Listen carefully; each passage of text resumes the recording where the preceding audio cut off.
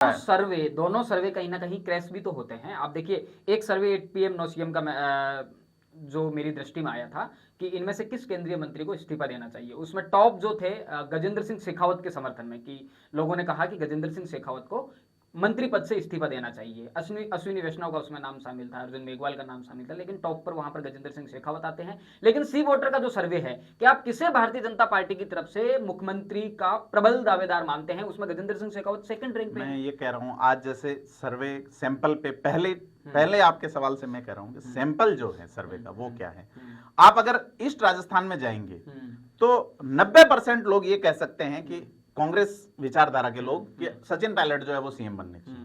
लेकिन वही जो है वो उन इलाकों में तो आपने कह दिया कि साहब हमने तो 15,000 लोगों से पूछा किससे? यूपी का सर्वे क्यों फेल हुआ? यही सर्वे करने वाले थे कि महिलाओं से कोई बात नहीं करता, स्कूल जाने वाले जो बच्चे 12वीं में पढ़ रहे हैं और इस बार वो वोटर होंगे उनसे कोई बात नहीं करता। तो ये एक्चुअल में आप जैसे व्हाट्सएप पे किसी ने उस लिंक भेज दिया सर्वे का, तो अब बीजेपी के व्यक्ति ने उसे शेयर किया है, क्योंकि कांग्रेस गवर्नमेंट में एक काम तो चल रहा है राजीव गांधी युवा मित्रों की ओर से, तो सर्वे उनकी ओर से भी भरा गया है, दोनों ही तरीके के फर्म। तो ये इनको आप ऑथेंटिक नहीं मान सकते।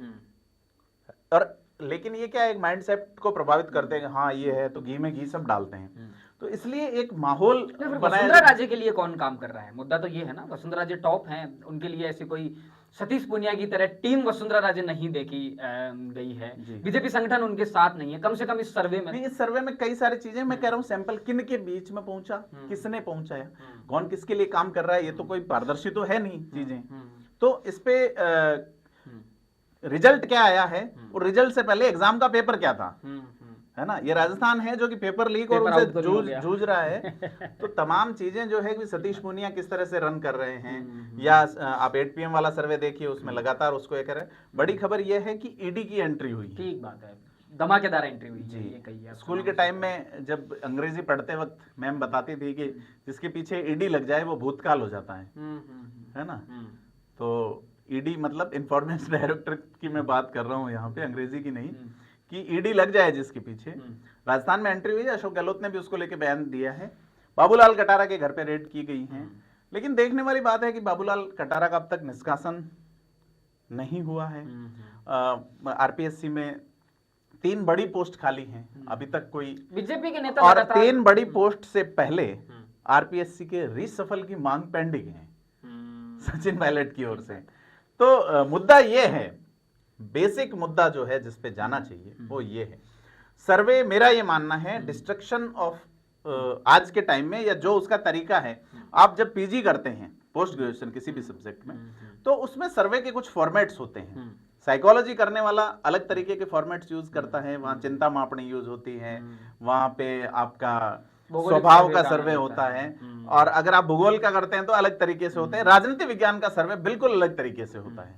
तो बकल को, राइस को, ह्यूम को, लाइबनिज, स्पिनोजा, कांट, उससे पहले अरिस्टोटल, सुकरात, जो राजनीति के बड़े धुरंधर रहे हैं, जिन्होंने कुछ चीजें प्रतिपादित की है, उनके अनुसार अक्सर बहस का विषय रहा है कि राजनीति कोई विज्ञान है या कला है। तो बकल तो ये कहते हैं कि राजनीति तो कलाओं में भी पिछड़ी हुई कला है। तो इसका जो सर्वे और वो है वो प्रयोगशाला, विज्ञान तो तभी होगा जब वो प्रयोगों से पुष्ट होगा। तो प्रयोगशाला क्या है राजनीति विज्ञान? साहब इसकी कोई लैब नहीं है। लेकिन राजनीति विज्ञान के समर्थक विचारक ये कहते हैं कि पूरा समाज, पूरी व्यवस्था इसकी प्रयोगशाला है, और हर बार अलग तरीके का परिणाम आएगा। पॉलिटिकल स्कूल ऑफ शिकागो में एक बड़ी बहस रही है। बिल्कुल, वो जादू एक कला है या विज्ञान है, उसी तरह की राजनीति। जादूगरी तो कल हमने भी देखी, दरअसल कल माली समाज का एक बड़ा महासंगम था, और वहां जो जादूगरी देखने को मिली उसकी चर्चा राजस्थान के मीडिया में भी है। मंच पर केशव प्रसाद मौर्य थे, राजेंद्र गहलोत थे, तमाम जो भाजपा के दूसरे नेता, मैं भूपेंद्र सैनी का नाम लूंगा जो यूथ बोर्ड के चेयरमैन रहे हैं, तमाम लोग थे। लेकिन जो पब्लिक के हाथ में तख्तियां थी वो थी फिर एक बार गहलोत सरकार। ऐसा लग रहा था कि कोई महंगाई राहत कैंप है या फिर पीसीसी राजस्थान का कोई कार्यक्रम है। और जिस तरह की वर्ष में इस तरह मजेदार बात आप ये देखिए कि जिस तरह के नारे सचिन पायलट के लिए लगा करते हैं, Sachin Pilot I love you, कल वहां सुनाई दे रहा था जादूगर आई लव यू। क्या लगता है कि अशोक गहलोत, तो इनका आप तीसरा कार्यकाल देखिए, इन्होंने कई बार इस बात को दोहराया है कि माली कम्युनिटी से आने वाला एक आदमी राजस्थान का मुख्यमंत्री बन जाता है। अब तक अशोक गहलोत पर इस तरह की कोई छाप नहीं थी, कोई मार्क नहीं था कि वो अपनी जाति के नेता हैं। हमने लोगों से बात भी की तो उन्होंने कहा था कि यकीनन जी अशोक गहलोत माली समाज के अशोक सिरमौर हैं। गहलोत जो है वो खुले तौर पे कभी भी उन्होंने अपने समाज को लेके बात नहीं की। इस बार कहना शुरू हुए हैं वो। और आप ये देखिए कि चाहे वो माली समाज से जो शर्मा सरनेम वाले जो हैं आरपीएससी में मेंबर बनाए गए हैं, तो कुमार विश्वास की पत्नी जो है मंजू शर्मा का, और इसके अलावा आप ये देखिए देवाराम सैनी की एक फाइल पेंडिंग है आरपीएससी मेंबर के लिए। तो इन 2-3 आरोपों के चलते उनको कहने की कोशिश की गई, लेकिन अशोक गहलोत माली समाज के नेता नहीं है। बहुत सारे मुद्दों पर आज राजस्थान के मसलों पर हमने चर्चा की। कल जैसे ही राजस्थान की सियासत का मौसम बदलेगा आपके साथ फिर चर्चा में जुड़ेंगे। राजस्थान से जुड़े मुद्दों को जानने और समझने के लिए जुड़े रहिए थिंक 360 के साथ। धन्यवाद।